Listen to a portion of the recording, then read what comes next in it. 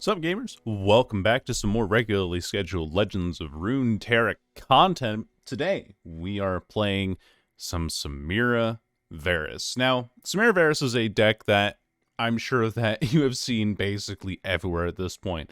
I think that every large YouTube channel, large and small, that I know of at least, has covered this deck in some capacity, and it's for very good reason. Prior to the patch, it was the definitive best deck because of how it did everything that the other Samira decks did, just a lot faster and a lot better with more consistent finishers. With Samira Fizz, for example, one of the things that the deck consistently ran into in terms of problems was being able to have decent stats to trade up into things, and also the lack of answers for things like Caustic Rift, things that would go on wide AoEs and remove your entire board. It was like a very volatile strategy, I guess is one way to put it, that hinged on being able to hit with elusive units. If you didn't find those elusive units and your hand was just fully spells, or you just weren't able to keep a board because you were against some sort of Piltover's on Flash Bombs list, you fell apart pretty easily. Then you have Samira Leona. But Samira Leona was also kind of reliant on being able to find your Daybreak units, and especially Sun Guardian. If you can't find Sun Guardian in the Samira Leona list, you kind of fall apart. So that's why I think that this deck is significantly better, because for one, we're guaranteed to draw Varus because of Varus' origin, which says that whenever you play 3+ cultist spells, which includes the doubling of Momentous Choice, that means that we draw Varus very consistently. Varus is an overwhelmed unit when he levels up, and his equipment gets +2/+0 for every time that you cast a spell or target an ally. At least that's how it is, right? Yeah, play a spell or equip an ally. Play a spell or equip an ally, not target an ally. But I guess it kind of counts for the same thing if you're playing a spell that's targeting an ally.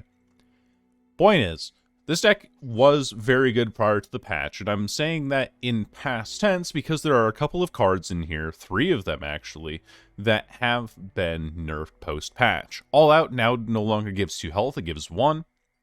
Momentous Choice is now a 2-cost card, and Ambitious Cultist, the 0-cost spell that it creates, no longer permanently stays at 0 cost. This is a list that I think I got off of Runeterra AR a little while ago, so this is a pre-patch, non-adjusted list to try and see if we can fit other things into this specific series, and so I wanted to take it for a spin to see if these changes really impacted the power of this deck, and we'll just see how it does on ladder. Okay, going up against Jade 3 running, Tristana Samira. Okay, so the reason why they're running Tristana Samira most likely is because Tristana received an indirect buff in getting a good unit. Keep Samira. I like keeping Lunari Cultists in openers quite frequently. It's just a good 2-mana unit. But the change was that the Bandle Gunners now is a card that permanently continues to decrease its cost every single time you play a multi-region unit. And it is now a 5/5 with Spell Shield and 3 Impact. I'm going to take the Fixin' 5000 here, by the way, just to make sure that we have that quick attack, make trades a little more awkward for our opponent. Play the Grandfather Fae, great start for their units. And then Bandle Gunners is now down to a 9-cost. High Toss as well. I'm never really expecting to hit here. And also, Momentous Choice doesn't save us there, because it's 2 mana. Would have saved us in the last patch, so good to know, good to know. But we do have Lunari Cultist here now, which is really good for me. And I think I will play it. I'm okay with trading up into this. Not taking 3 damage feels pretty good overall. I could also just go Fixin' 5000, but then I'm taking 5 damage anyway. I think I will. And then I won't block this. I'll take 4 damage for now, because even though this deck has a lot of stats, I still think I have the capability to block a lot of whatever they want to do. Now, one thing that I do think is going to be a problem here is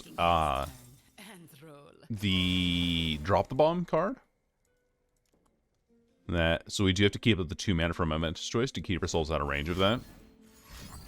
Yeah, that ain't gonna work. I'm afraid that ain't gonna work. Because I do have Momentous Choice to save me now.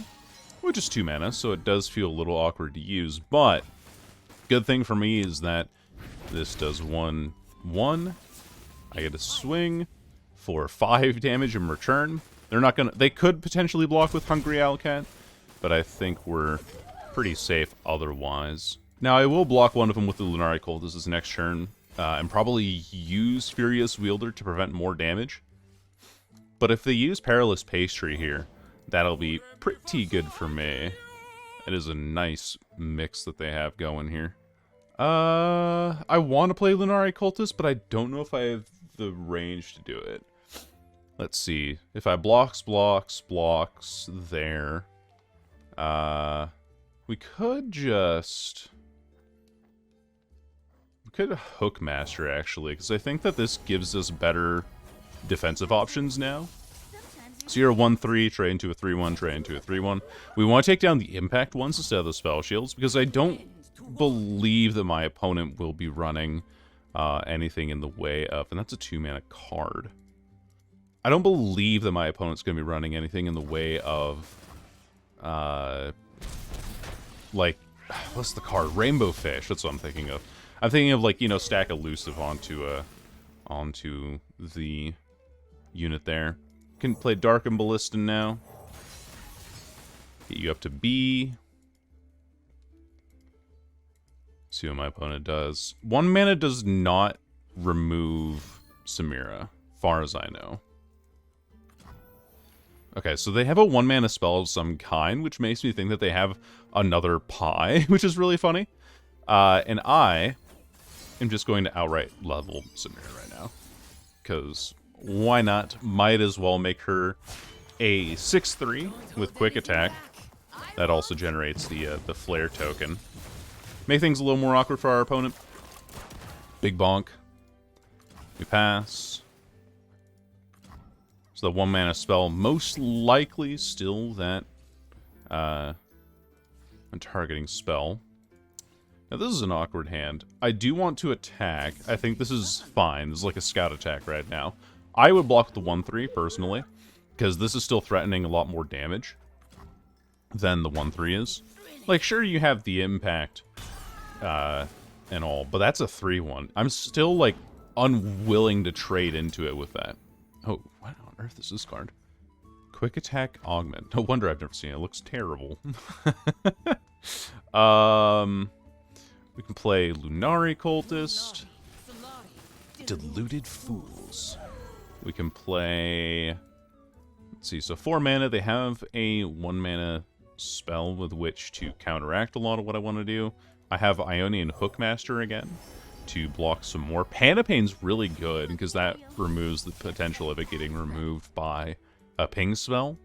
Specifically the other, like, Perilous Pastry, etc., etc.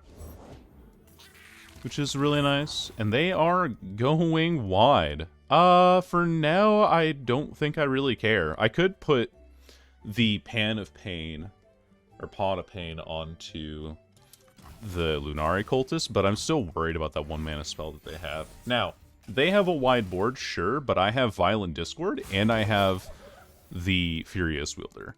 And I know that I had said, like, Violent Discord like I was, you know, predicting it to be there or something, but quite honestly, it's quite okay. Is that right?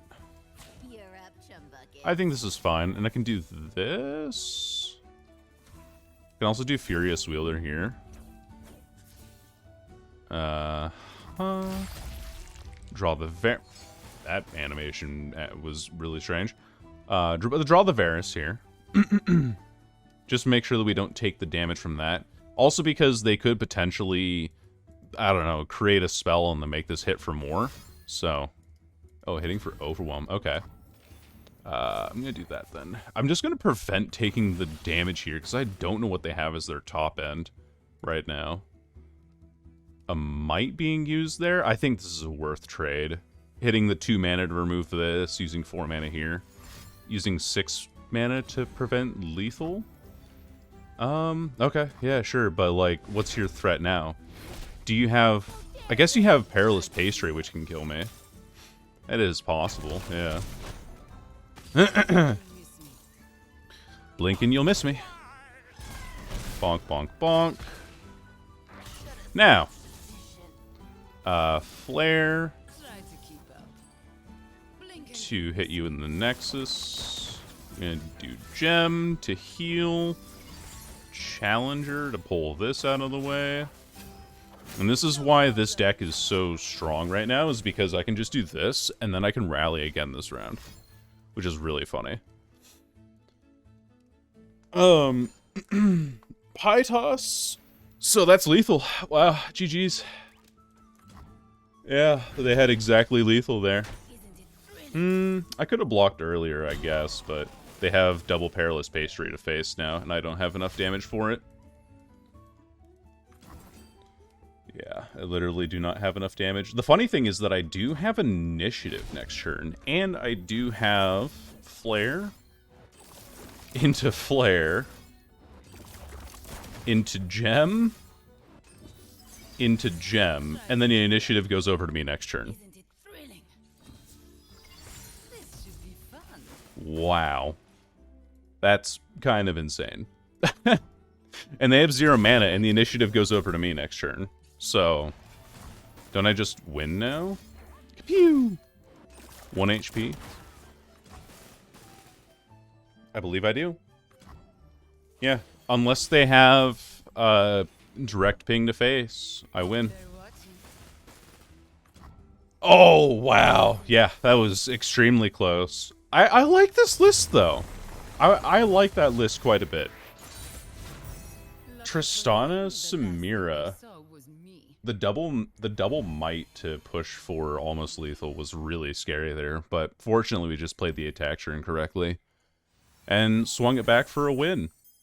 Because we were allowed to rally twice in one round with less than 5 mana. Insanity. Alright, match number 2 is against Deep. Deep, historically does not do... Wait, am I remembering my stats correctly? Actually, let me double check. Let me double check. Make sure I'm not talking out of my ass here. We don't want Varus in the opening hand, by the way. We really want to find those lower cost units.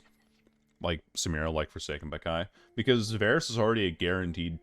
Excuse me. Already a guaranteed draw anyway. Okay, so... Varus Samira...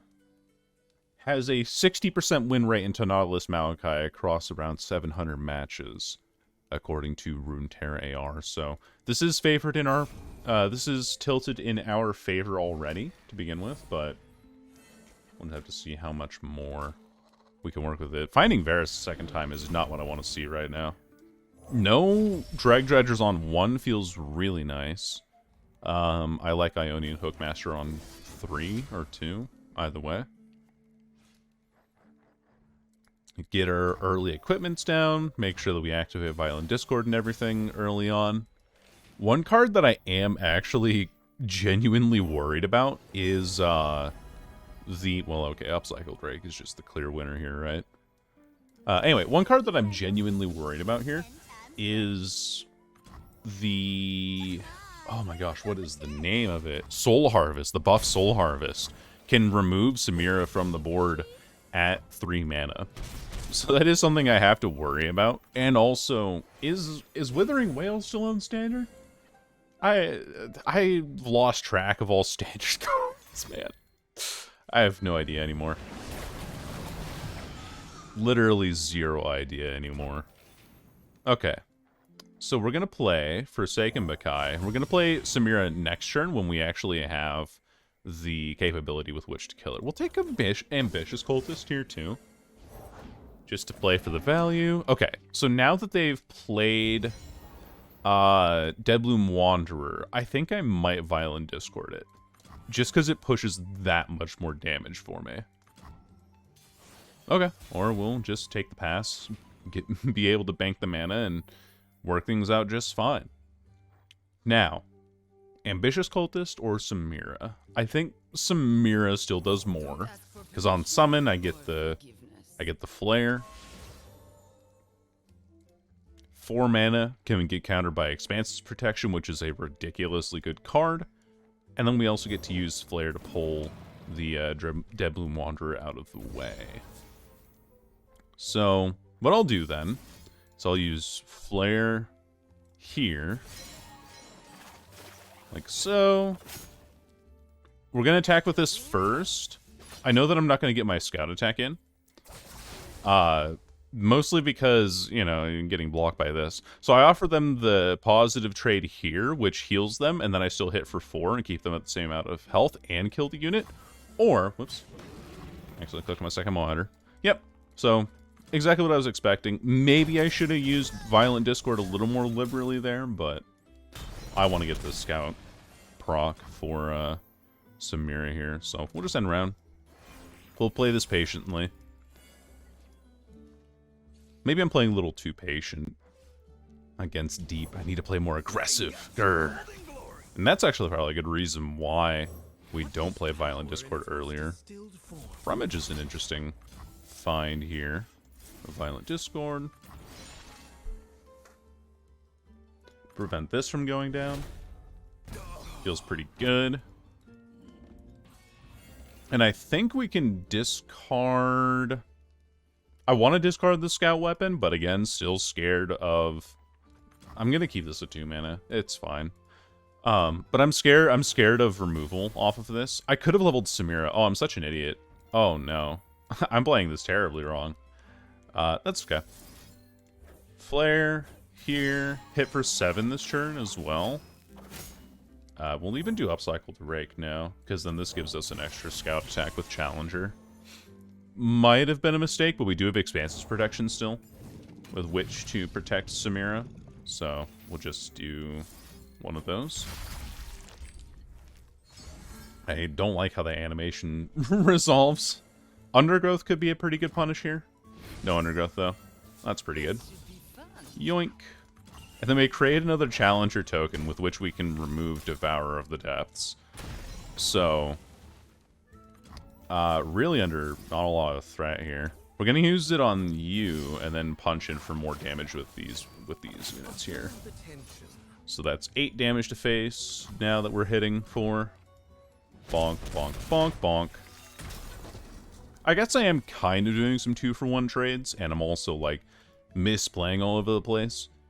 Not using the Violent Discord liberally and kind of getting baited out by, you know, the Jawl Hunters. Them losing the Shipwreck Quarter there also feels really bad. Because then, if they can go deep this turn or next turn, I'm kind of in trouble. But I'm not playing aggressively enough. That is definitely a problem that I'm running into. Okay. So, there's Deep. Boo-hoo. Into possibly a Nautilus here? Yeah. It's understandable. This is why I took Unforgiving Cold. Because I know that we're going to have this kind of issue going forward. Now what I need to do is I need to go wide with things. And the way that I do that is playing Ambitious Cultist here. Fascinating, the overlap between magic and science. Time in a bottle's kind of bad. Kind of bad. But I get to predict at least and find a card that I might want. Heedless Resurrection doesn't really help me too much. None of these cards really help me out too much. Heedless Resurrection I'll keep, though, because I'm considering the possibility of it doing something to me. Kicking me in the ass. Who knows? Alright, pass. Big board. That is what these decks like to do. Keep passing. Oh, wow. That's a good board. Surprised they didn't play any of these units earlier. Oh, no, because Nautilus discounts the cost. That makes sense. Boop. Unforgiving Cold, my beloved. That card has gotten me out of so many harrowing situations in my time. We can block here. We'll have to block here, too. Just to make sure that we have enough health for everything going forward. You know, don't get, like, lethal by another Abyssal Eye swing later down the road. You know, those kind of things. Now the problem that we do run into is that I just don't have the space to operate in a lot of ways. Like, sure, I have flares and all, but I, like, Varus?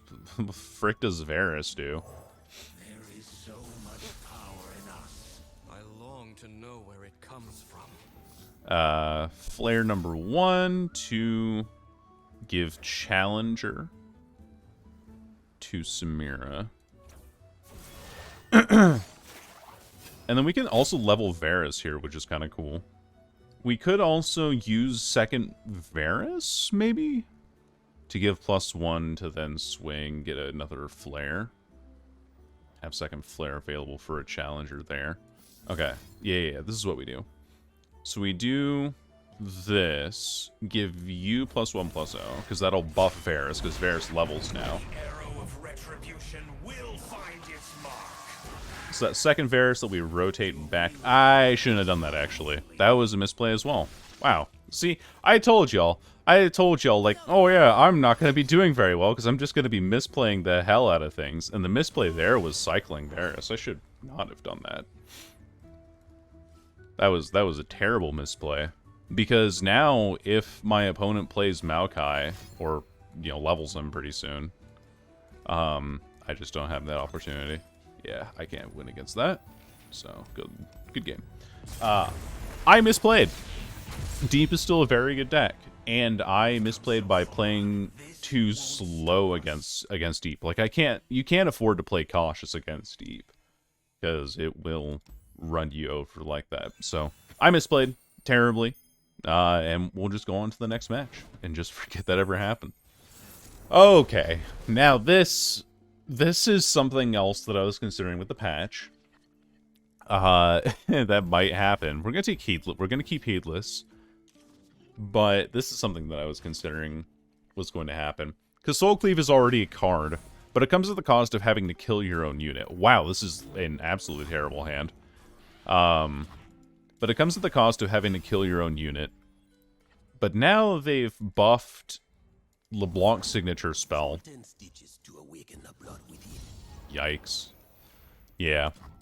They buff the champion spell, which... What does it do? Summons an ephemeral... I'm trying to remember the name. Mirror Image? Mirror Image, yeah. Dude, my hand is so bad.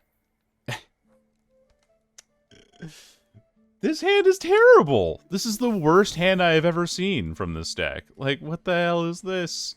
Alright, well, there's the Lunari Cultist to at least have a unit on the board. Holy hell. This is awful. But anyway, you summon an exact ephemeral copy of an ally, not a ally with 5-cost power anymore. And what that does is, it means that you can copy things like Command Foreign Soldier for free without having to have that restriction anymore. So Fallen Rider, discard into all these other things here. Make my life very difficult, because Risen Rider is a pain in the ass. But this is why I kept Heedless Resurrection in the opening hand, because, you know, ouchie. Things like this are ouch. I'm surprised that they don't go for the Fallen Rider, though. This seems a lot more guaranteed damage, because now, even though I am taking a lot of damage from this board specifically, it doesn't persist. And also, my Lunari Cultist can be like, okay, I block here and I block here. I take 12 damage, sure, but you don't have Atrocity and you don't have a board anymore. Plus, I have double gems in hand to heal Varus back up to full and swing back for more damage to be more consistent on board. I do not agree with that Soul Cleave whatsoever. Play your consistent units, because then that forces me to block 4 damage with Varus instead of being like, oh look, I take you down to 6. I don't think that's the right play at all. Okay, we play Samira though. No need to make a name for myself, just an impression. Samira is a huge unit for me. Opponent could try to spend all their mana to vengeance something, but honestly, don't care. And I'm gonna keep it real. I don't care. Anyway, we give Challenger to you, and then I can heal Varus up to 8. No problem. Yoink. There's a price to pay. I don't think, unless you're running a main deck Sharpen Resolve or Noxian Hellstones, I don't think that there's a whole lot in terms of health they can do to buff themselves there. And there won't be. So we knocked 8 HP out of our opponent, and win the round, maybe? We do have Furious Wielder, we have Expansive Protection. Lady of Blood is definitely something here. I'm gonna pass, which is kind of an awkward pass, because I burn a lot of mana. Reborn Grenadier creates a copy, an ephemeral copy of that card in hand. A non-fleeting. I don't know if I agree with that. I mean, an opponent is balling. They are indeed playing a baller list. Unfortunately, Violent Discord into Lady of Blood block. I'm gonna block with Samira, actually, just to make sure that I don't die to Might here, because Might does definitely punish a lot that we're going for. Summons another Varus. Varus is up to 7 attack. Unfortunately, not going to be able to keep it, but yeah, just making sure we're not dying to Might with the 3 mana here. Playing it super safe. Don't get to level the Samira again, unfortunately, but I still think my board is significantly better off right now. I could play Heedless Resurrection. I'm going to wait until next turn for that to happen. Mostly because I just want to, you know, have mana with which to respond to a variety of threats from my opponent. So we're going to play Heedless. We get Samira back. We have so many options. Ooh. The Defensive Harrowing. You hate to see it. I mean, I guess this does give you a lot of buffs for your units overall, and this does give you more procs for Lady of Blood. But also, you're out of mana now. This board does nothing. I have Ambitious Cultist on the way, which gives me so much more value. And then I get to Flare, Challenge, or whatever I feel like. So, I'm gonna do this. And then just, I guess, like, pull one of these out of the way, and then swing with Varus here.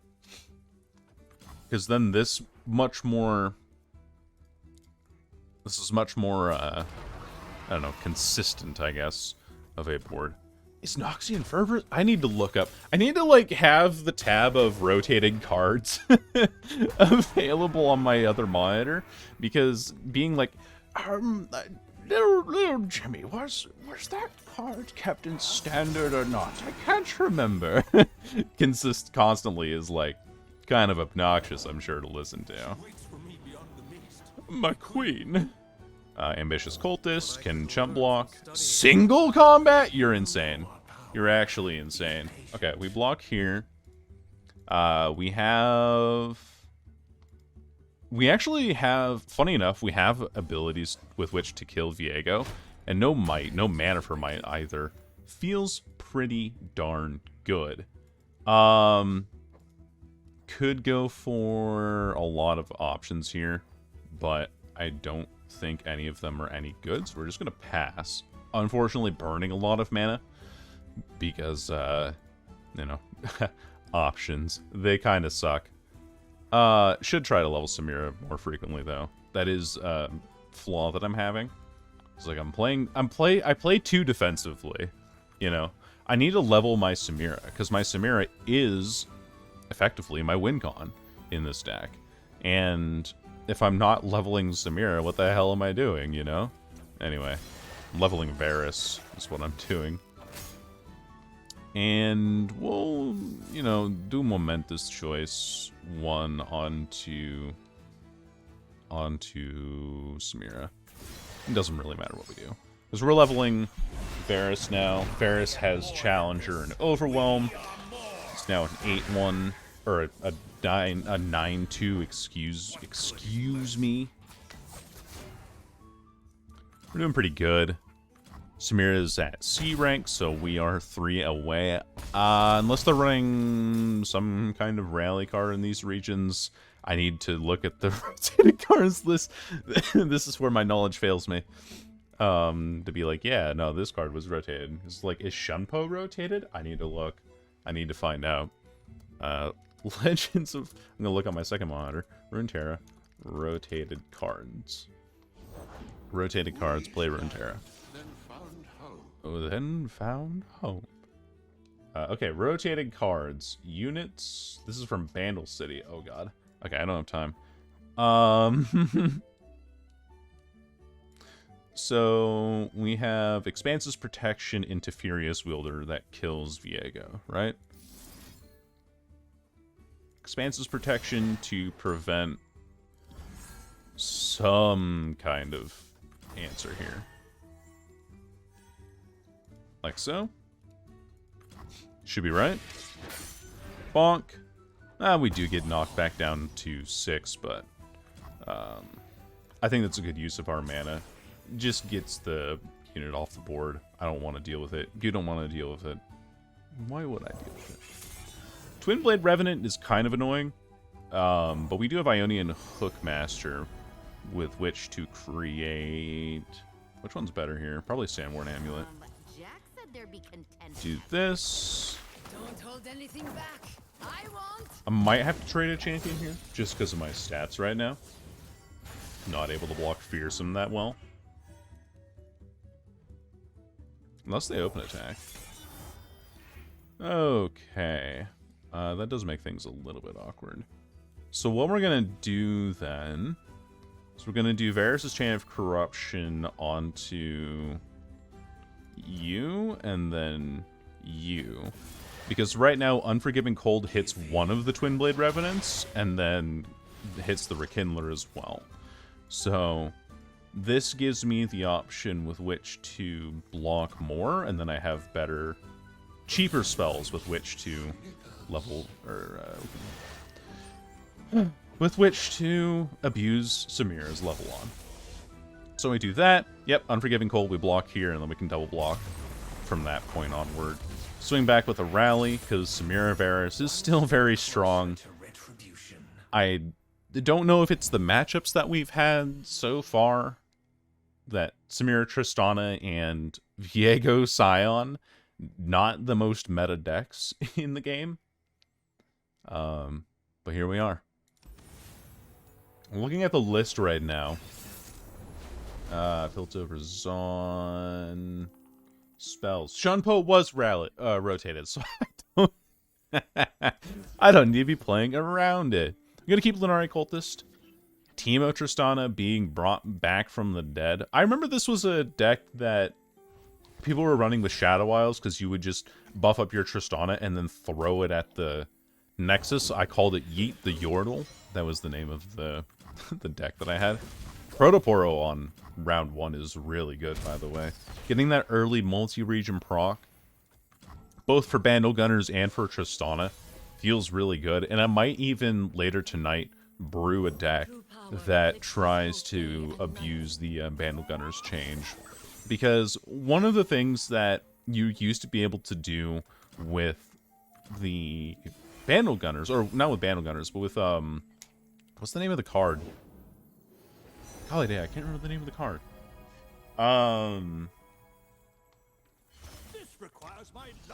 trying to think. Owlcat. Good grief. Why was I... That was a real brain fart of mine. My apologies. But anyway, no, we should hit this. Because when we equip next turn, Violent Discord kills it. But anyway. We heal. Anyway. With Owlcat, one of the meme things that you could do was that you could play Rainbow Fish on it. And an elusive unit with Spell Shield is so tough to handle. It is so difficult to deal with. And with my opponent, you know, having the, if my opponent had the Owlcat, then that did pose a problem with the Rainbow Fish. And so now I wonder if that's something that you can do with this deck, with Bandle City Noxus, is that instead of trying to put on the Owlcat now, you play all these multi-region units, and then you have Rainbow Fish or, I don't know, Shell Game, let's say, for example, that you can then use to give a Bandle Gunner's elusive for a 8 damage swing, because it is guaranteed its damage.